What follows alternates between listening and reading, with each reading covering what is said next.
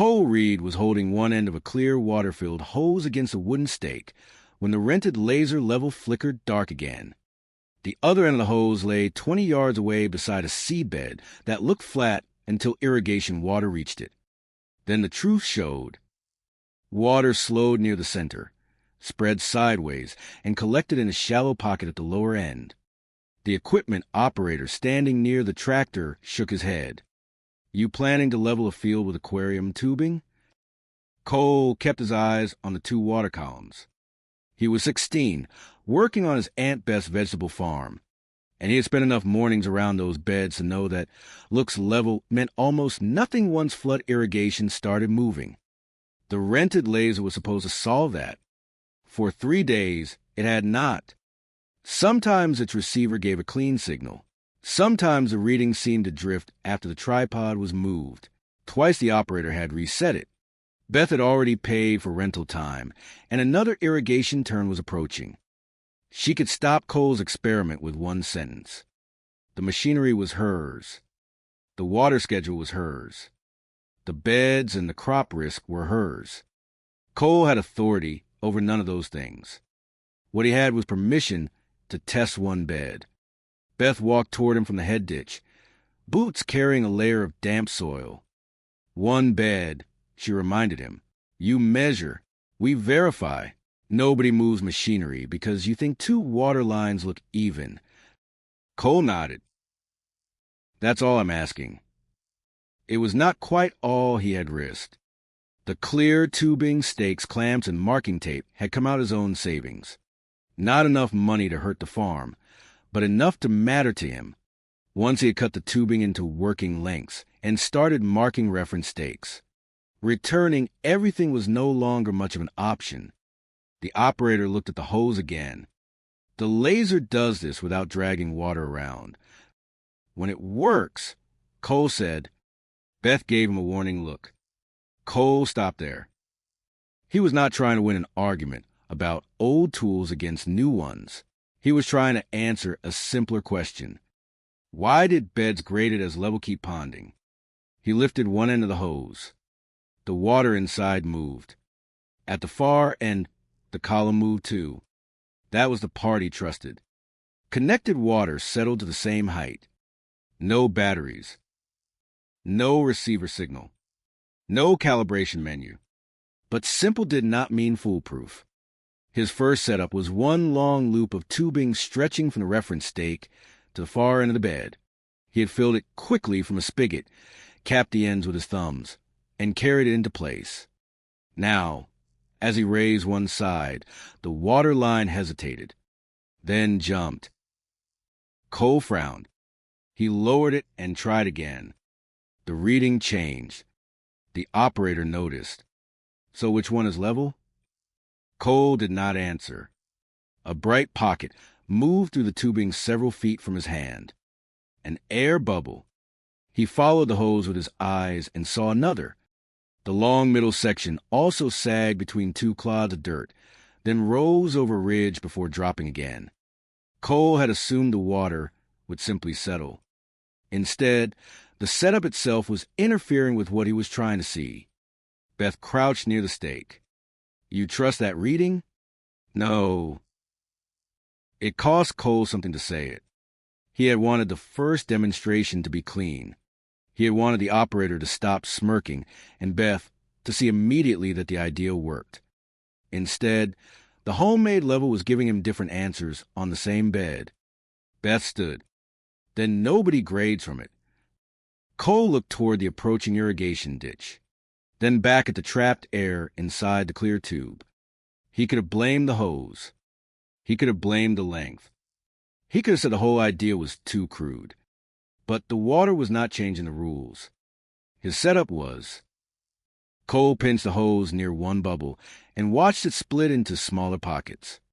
That was worse. He slowly laid the tubing down. I need to purge it again. The operator laughed under his breath. Beth did not. She looked at the pond end of the test bed, then at Cole.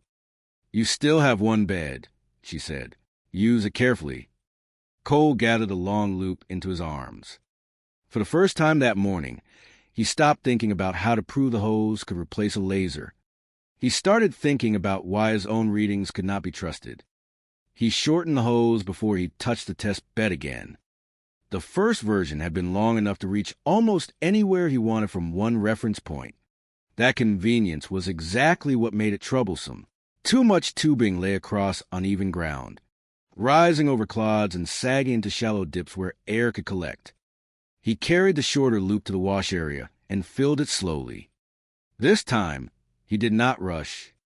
He held both ends high, let water push through the full length, tapped the tubing where tiny bubbles clung to the inside, and kept flushing until the clear line showed nothing but water. Beth watched from several steps away. "You're changing the whole thing?" she asked. "The length," Cole said, "not the idea."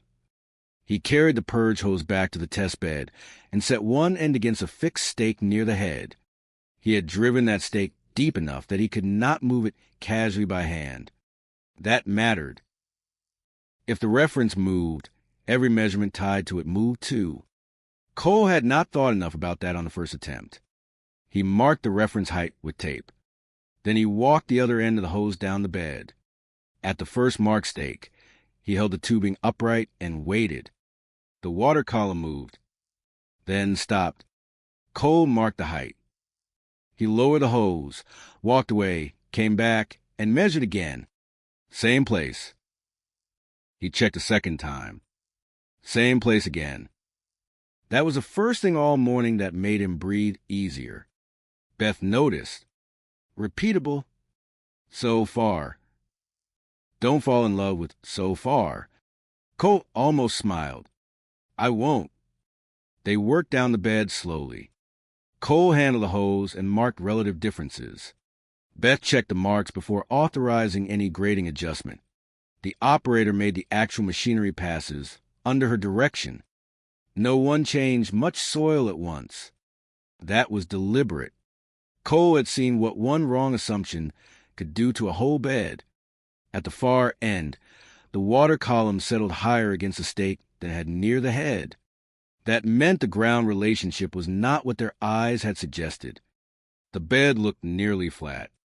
It was not. Cole checked again. Then he returned to the fixed reference and rechecked the starting mark. Still unchanged. Beth folded her arms. So the low one we've been seeing matches the hose. That doesn't prove the hose is right.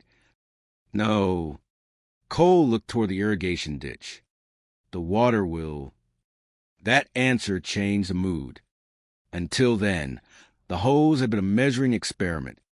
Now it was tied to a real result. If they adjusted the test bed from Cole's marks, and it still pawned badly, he would have spent his savings proving nothing. Worse, Beth would lose time before the next planting window. The operator shut down the tractor after the final light pass and climbed off. That's as close as I'm taking it from string marks and tubing. Cole looked at Beth. She corrected him immediately. From my direction, using his marks. The operator nodded once. Fair enough. Cole appreciated that more than he said. Beth was letting him test an idea. She was not pretending he owned decisions. He did not. They raked out 2 disturbed spots by hand and left the bed alone until the next scheduled water release. Cole wanted to keep measuring. Beth stopped him. You've already got your marks. One more check wouldn't hurt. It might if you keep touching everything until you convince yourself it changed. Cole looked down at the hose. She was right. A measuring system could fail because of bad equipment. It could also fail because the person using it refused to leave it alone. He coiled the tubing. Before they left, he tied a narrow strip of marking tape to the fixed benchmark, not because the stake was difficult to see, because he wanted one unmistakable point that would not depend on memory. The following morning, Cole checked the bed before irrigation. The benchmark was still firm. The mark still agreed. Then he noticed something else. One section of hose felt softer in his hand. He lifted it toward the light. A tiny bubble had appeared near a bend. Cole stared at it. He had purged the hose carefully, yet air had still found a way back in. He could have ignored it. The bubble looked too small to matter. Instead, he emptied that section and refilled the loop. Beth saw him doing it. Problem? Maybe not yet. That means... It means I don't want to find out after we move dirt. He purged the line again. This time, he also changed how he carried it, keeping both ends controlled and avoiding high loops where air could settle. The fix was simple. The discipline was not. By midday, Cole could repeat the same readings from a fixed benchmark without chasing shifting columns. But the next question was larger than measurement. The bed had been adjusted. The marks looked right. The hose finally agreed with itself. None of that mattered if water still collected where the crop had to grow. The first irrigation exposed a mistake faster than Cole expected. Water entered the test bed in a shallow sheet and moved forward cleanly for most of its length. Then it slowed. Near the lower third, the front spread unevenly and gathered in one shallow pocket before finally creeping onward. Cole stood at the edge with the clear, hose coiled in one hand. The operator looked at him. Thought your water column said level. Cole felt the words land harder because the operator was partly right.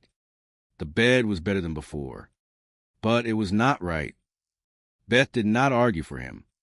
She watched the water. Where did your readings change? Cole already knew what he had to do. He walked back to the fixed benchmark. The soil around the stake was undisturbed. The tape mark had not moved.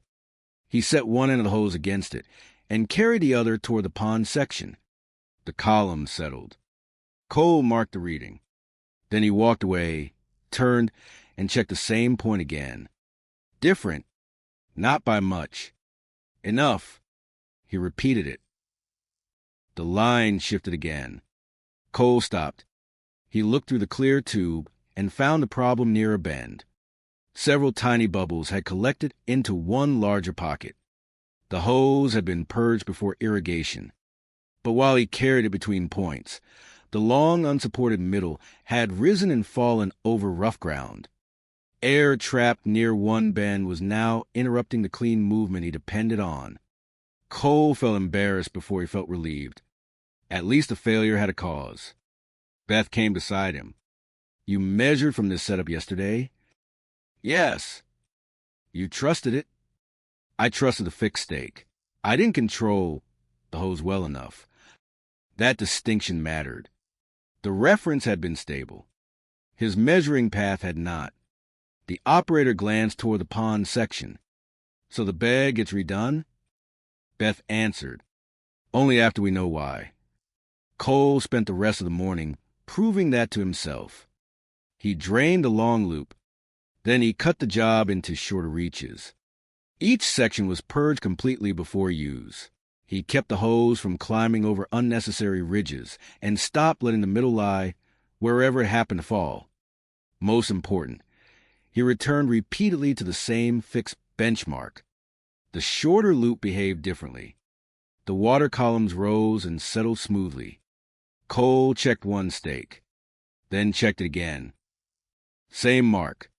He moved to the next, then returned. Still the same. He did not celebrate. He wrote the marks down. Before, Cole had been trusting his memory of where each reading landed. Now he treated every result as something that had to survive a second look. They corrected only the worst section. No broad regrading. No attempt to make the entire field perfect. Just a test bed. When the operator made the light pass, Cole stayed clear of machinery and watched from Beth's side. Afterward, they smoothed the disturbed soil and left it alone. The next water release came the following day. Cole was more nervous that time. There was less to blame if it failed. The benchmark was fixed. The hose had been shortened. The bubbles had been purged. The readings had repeated. If the bed still pond, the weakness might be in the whole idea.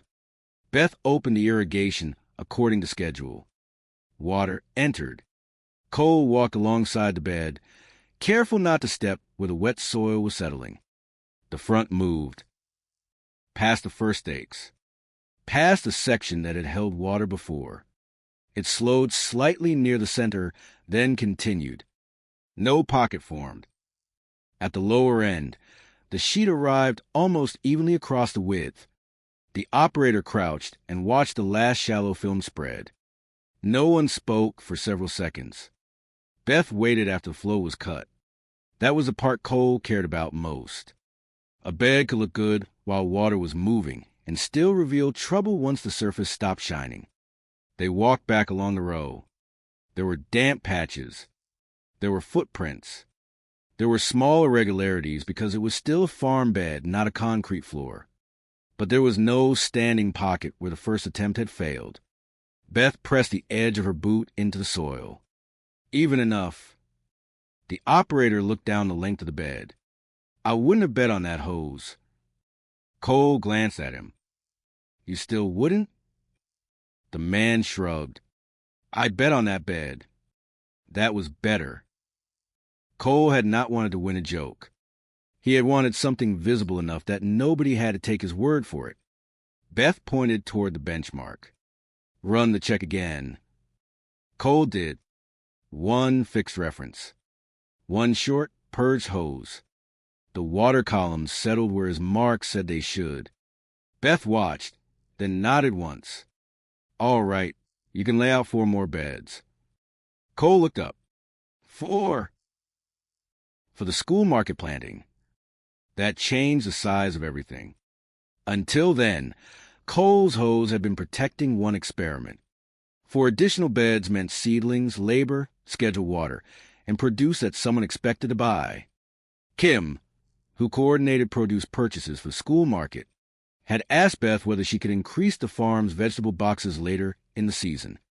Beth had not promised more than the farm could deliver. Now the successful test gave her room to consider it. She needs all 4? Cole asked. She'd take produce from 4 if we can establish them on time. Cole looked across the unprepared ground. The opportunity felt like approval. It was also pressure. The next irrigation schedule would not move because he was learning. Neither would the planting window. Beth seemed to read his face. This is not permission to hurry. I know. You knew that on the first bed, too. Cole looked at the clear hose in his hand. That was fair. His first instinct had been to make the system convenient enough to reach everywhere at once. The bed had taught him what convenience could hide. I'll use the same fixed reference method. Beth pointed toward the test bed. The same discipline. Cole nodded. Kim arrived later that afternoon to check another vegetable order. She did not come to inspect Cole. She came to talk quantities and timing with Beth. Still, Beth brought her past the test bed. This is the one we corrected. Kim looked along the damp soil. The one that used to hold water at the end? Beth nodded. Not anymore. Kim glanced at the coil in Cole's hands. That did it. Cole answered carefully. It helped us measure where the bed was actually off. Beth added, and we corrected it under supervision. The hose was not magic. It had not moved soil. It had not released water. It had given them a reference they could repeat. Kim looked toward the ground marked for the next planting. If those beds establish like this one, I can use the extra boxes. There it was. Not a huge contract. Not some impossible reward. A real opportunity tied directly to whether Cole could repeat what had worked. After Kim left, Cole walked the expansion area with his stakes. 4 beds. More distance. More repeated checks. More time carrying one hose back to the original benchmark. He could already see the problem.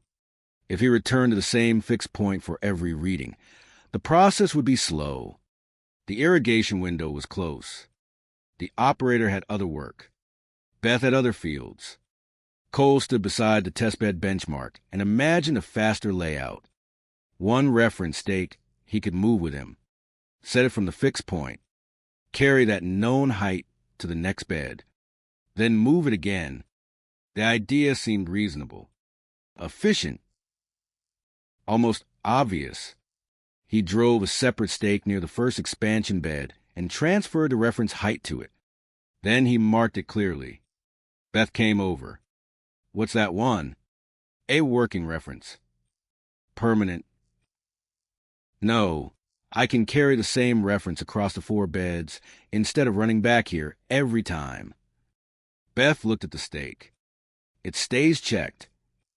Every time I move it. That answer satisfied both of them in that moment. Cole had finally proved that the simplest part of the system could work. Now success had created a new temptation. Not to abandon the method, to streamline it. He moved the working reference stake at the end of the afternoon. He did it carefully.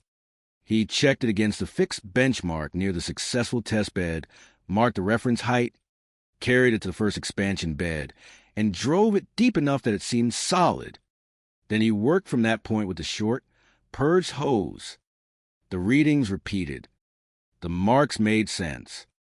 The first new bed went quickly. So did the second.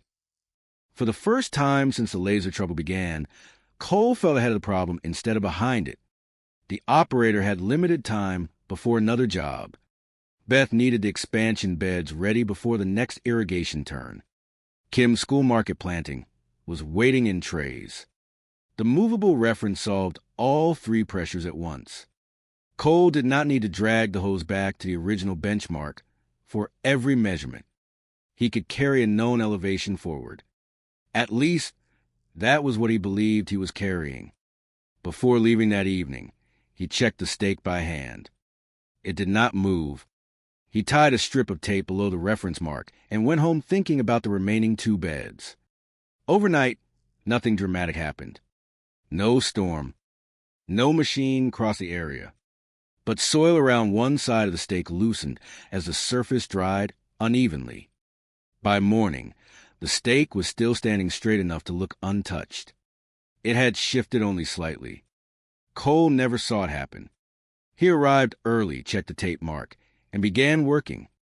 That was the weakness of his shortcut. He checked the mark. He did not check the reference against something permanent. The hose itself behaved perfectly. No bubbles. No long sagging loop. No unstable water columns. Cole could repeat the same wrong reference as many times as he wanted, and that made the error look trustworthy.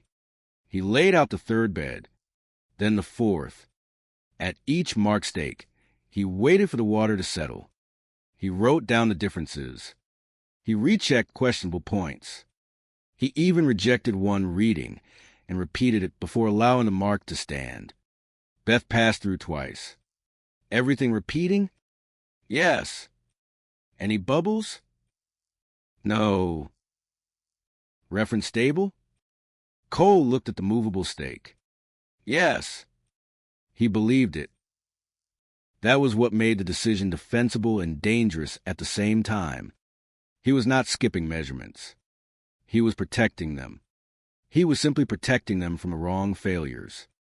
By midday, the operator began the authorized grading passes.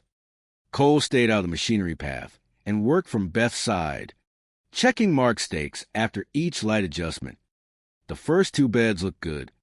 The last 2 required more correction near their lower ends. Cole assumed that reflected the ground. He never considered that the ground might be telling him something about the reference.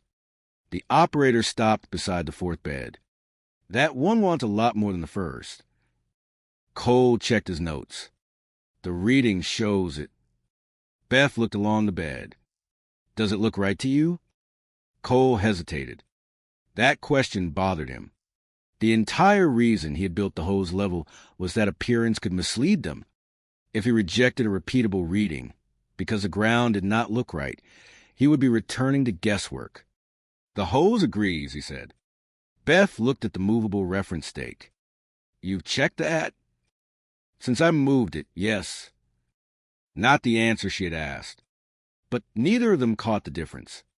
The grading continued. By late afternoon, all 4 expansion beds were marked and shaped. Cole stood at the head of them with the hose coiled at his feet. The work looked clean, straight enough, consistent enough. The test bed remained as visual proof nearby, free of the old ponding problem. Kim's extra planning no longer felt theoretical. Beth could use the next irrigation turn to settle the new beds and begin transplanting. Cole should have felt relieved. Instead, the 4th bed bothered him. He walked back to the working reference. The stake was still upright. The tape was still tied beneath the mark. He pressed the soil around it with his boot. One side gave slightly. Cole froze. He gripped the stake. It moved. Not much. Enough. His stomach tightened. He looked toward the original fixed benchmark beside the test bed, then back at the 4 expansion beds already graded from the movable reference. He carried the hose back immediately. One end went against the fixed mark beside the successful test bed. The other went to the movable stake. Cole waited for the water columns to settle. They did not match. He checked again. Same difference. The working reference had shifted. Beth stood beside him while he repeated the reading a 3rd time. How far off? Enough. Cole did not try to soften it. Enough to matter across beds that had been graded from that stake. Enough that repeated measurements from the movable reference could all agree with one another and still be wrong together. Beth looked toward the 4 expansion beds. Which ones? I don't know yet. That answer hurt more than admitting the stake had moved. Cole had records for every bed. He had repeated readings. He had marked stakes. But because the movable reference had carried the error forward, he could not simply look at his notes and isolate when the shift occurred. They had to check the beds against something that had never moved. The permanent benchmark. Beth delayed further transplanting. That cost time, but it protected the crop. They rechecked the 1st expansion bed. Close enough. The 2nd showed a small difference, but nothing alarming. Then they reached the 3rd. Cole held the hose against the marked stake. The water settled. His chest tightened. He checked again. The lower end was wrong. The 4th bed was worse. The operator could not return immediately. His schedule had already moved on to other field work. Beth looked toward the irrigation ditch. Their water turn was coming whether the beds were perfect or not. We could wait, she said. For another laser? For the operator. Or the laser. Whatever gives us a clean reset. Cole looked at the transplant trays. Waiting sounded safe. It also meant missing the best planting window for the school market crop. He had wanted 4 extra beds because the first proof had created an opportunity. Now that opportunity itself was narrowing their choices. We can still reduce the planting, Cole said. Beth studied him. How much? Only use what we can verify. That was not the answer he would have given 2 days earlier. 2 days earlier, he would have tried to save all 4 beds. Now he wanted every remaining bed tied to something that could not quietly change. Beth nodded. Then that's the plan. They marked the 2 questionable beds for rechecking and kept the remaining transplant trays off them. But the irrigation turn still had to be used to evaluate the grading already done. Beth authorized water under supervision. Cole stood beside the 3rd bed as the shallow front advanced. At first, it looked acceptable. Then the lower end began to tell the truth. Water slowed, spread sideways, collected. Cole watched the same failure he had seen on the original test bed, only now there were more plants and more expectation attached to it. The 4th bed pond harder. A shallow pool formed where the grading reference had led them wrong. Some of the transplants already set along the better-looking section sat in saturated soil longer than intended. Beth stopped further planting there. They moved what they could. Not everything could be saved.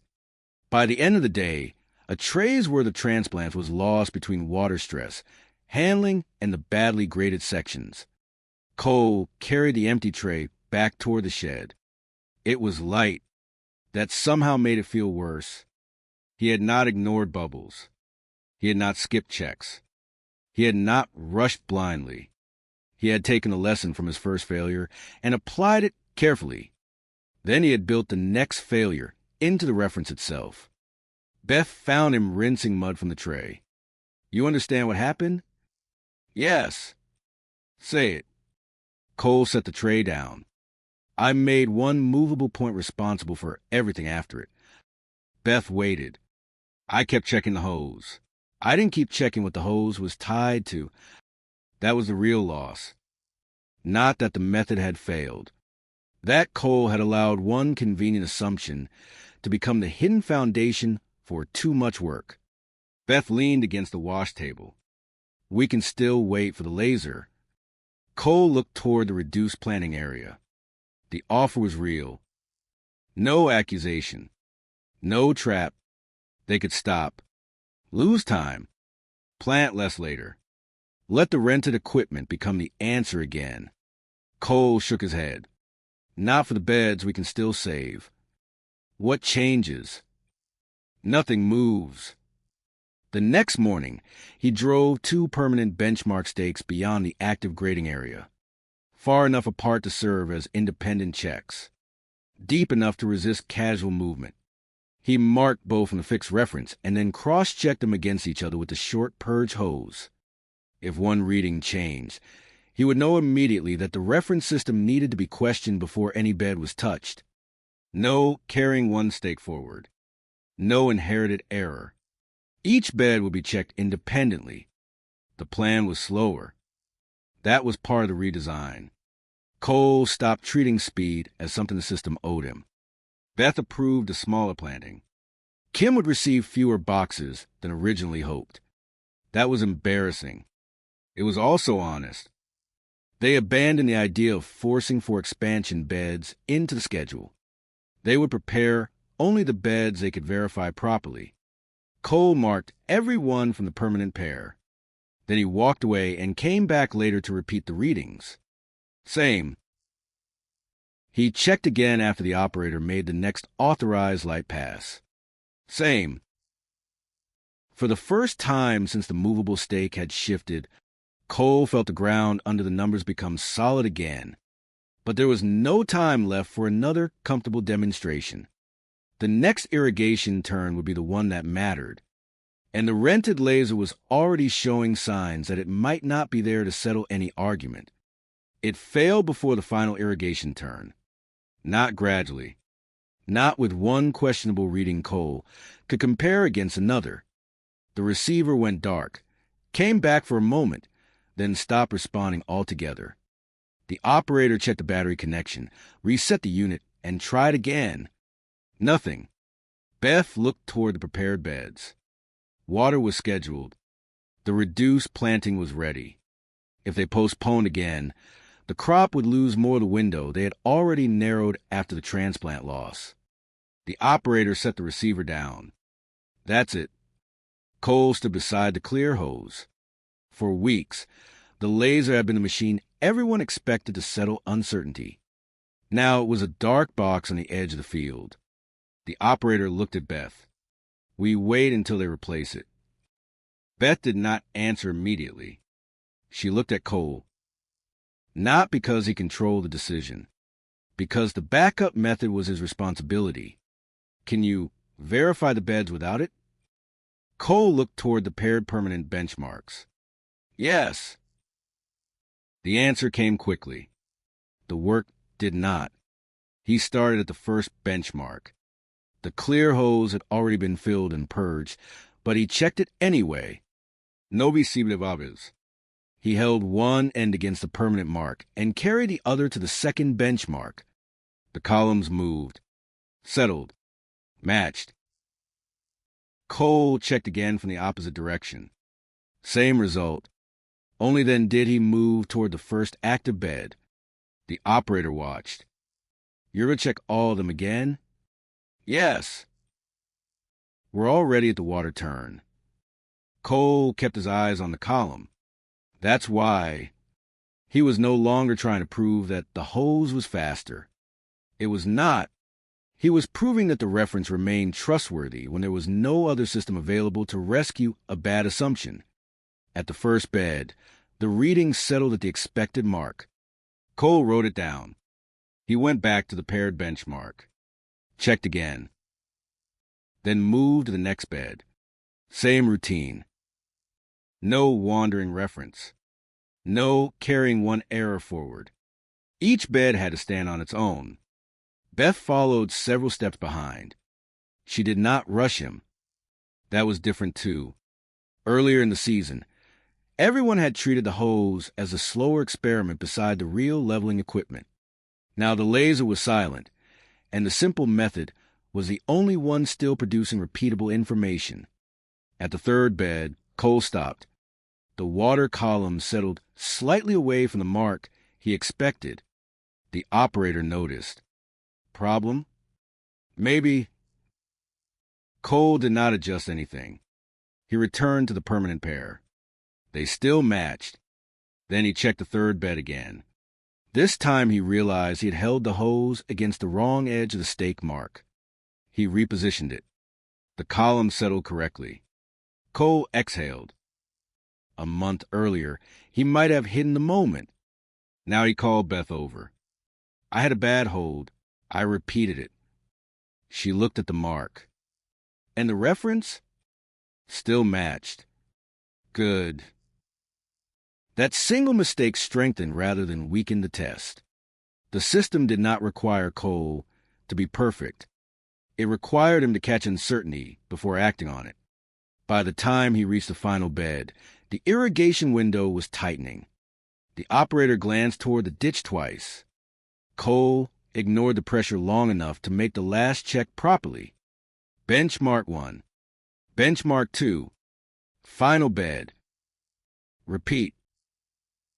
The columns agreed. He stood. They're verified. Beth looked at him. All of them. The beds we kept. That distinction mattered. They had not saved the original 4-bed expansion. They had not erased the lost transplants. They had reduced the planning because the reference failure had taught them what the schedule could honestly support. Beth turned toward the irrigation controls. Then we used a turn. The operator looked at the dead laser, then at the hose in Cole's hand. You're trusting that? Beth answered before Cole could. I'm trusting the checks. She authorized a release. Water entered the first bed. Cole walked beside it. He had seen water expose both of his earlier failures. The first time, bubbles had corrupted the measurement. The second time, a moving reference had corrupted everything tied to it. Now, there was nowhere left for the system to hide. The waterfront moved steadily. At the first bed, it reached the lower end without forming the old standing pocket. Cole moved to the second.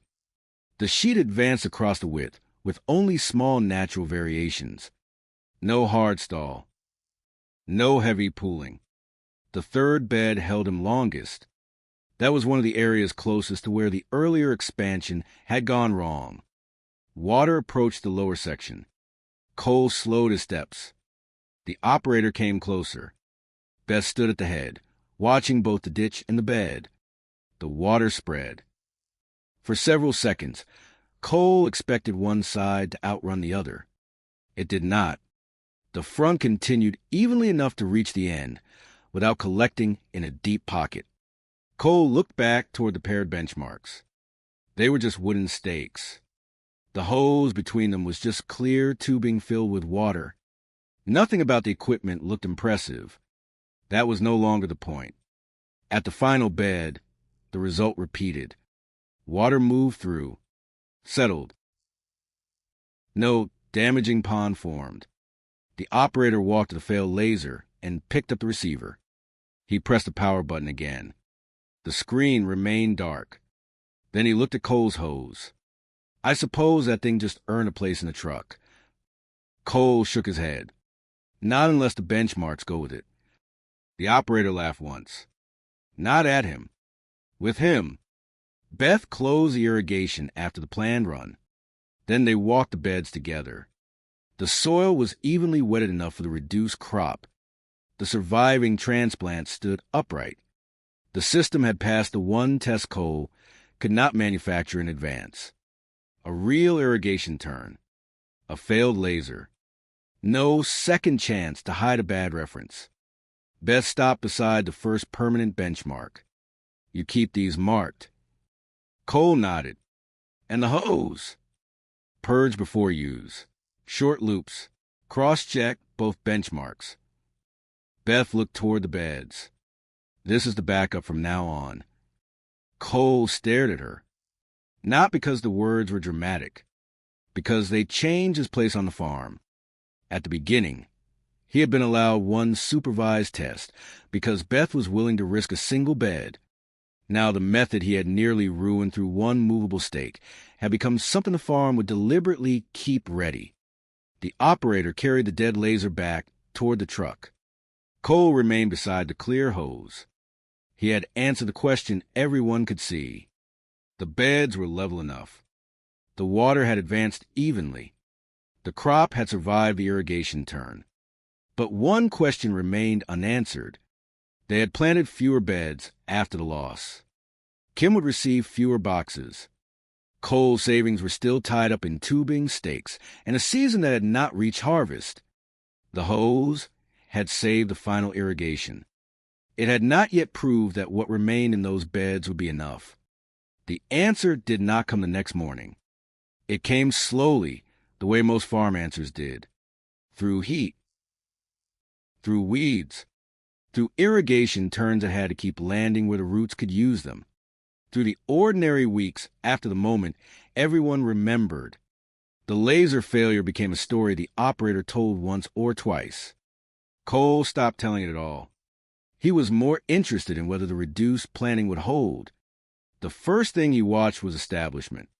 The surviving transplants on the corrected beds stayed upright. New growth appeared. The plants did not sit in the same saturated pockets that had ruined the earlier sections. After each irrigation, Cole walked the beds with the same habit he had learned the hard way. He did not trust appearance from one end. He checked the places where water had stalled before. He looked for standing patches after the surface flow disappeared. He watched whether one side dried far faster than the other. The beds were not perfect. They did not need to be. They were consistent enough for the crop to keep growing. Beth kept the clear hose coiled in the shed, not tossed in the corner, not treated as Cole's experiment. The permanent benchmark locations were marked on the field map, and the hose stayed with the stakes and tape used to check them. The rented laser was repaired and returned to service later. Nobody threw it away. Nobody pretended Cole's clear tubing was better at every job. But the next time the operator unloaded the laser, he asked one question before starting. Benchmark still marked? Cole nodded. They're still there. The operator looked toward the shed. And the hose? Still there too. Good. That word stayed with Cole. Good. Not funny. Not clever. Useful. Kim visited the farm again as harvest approached. She walked the reduced planting with Beth, while Cole carried empty boxes toward the field edge. The original 4-bed expansion would have produced more if everything had worked. That fact had not changed. 2 bad beds and the transplant loss had caused some volume they could not recover by pretending. Kim looked over the crop. How much do you think you'll have for us? Beth did not inflate the answer. Less than we first discussed. Kim nodded. But consistent? That's what we're picking for. Cole kept moving boxes. That was the last unresolved part of the season. The hose had passed its final test. Beth had already made it to farm backup, but the materials had come from Cole's savings. The expansion had been cut back. The market opportunity had been reduced. If the remaining crop did not produce enough good vegetables to sell, the method would still have been useful. It just would not have paid back what the season had cost him. Harvest morning arrived warm and clear. Cole worked beside Beth, sorting what came from the corrected beds. Good produce went into the school market boxes. Damaged or undersized pieces went elsewhere. No one counted the crop Cole wished they had. They counted the crop they actually had. At first, the stack looked small. Then another box filled. Then another. By midday, Kim's order was not the larger volume they had once hoped to supply, but it was enough to make the trip worthwhile. Kim checked the produce, accepted the boxes, and confirmed the reduced delivery. The payment from those sales covered the tubing, stakes, clamps, and marking supplies Cole had bought from his savings. Not by a dramatic amount. Enough. Cole looked at the figures twice. Beth noticed. Break even? On the level setup. She nodded. And next year we already own it. That was the part he had not calculated. The loss from the bad beds remained a loss. The dead transplants did not come back. The missed boxes were still missed. But the corrected system had survived beyond the experiment that created it. Beth walked with him to the shed after the market load left. Inside, the clear hose hung in a wide coil. She handed Cole a folded sheet. It was the bed map. He opened it. The permanent benchmark locations were marked. So were the beds that had been kept in production. Cole looked at her. You want to update this? I want you to keep it.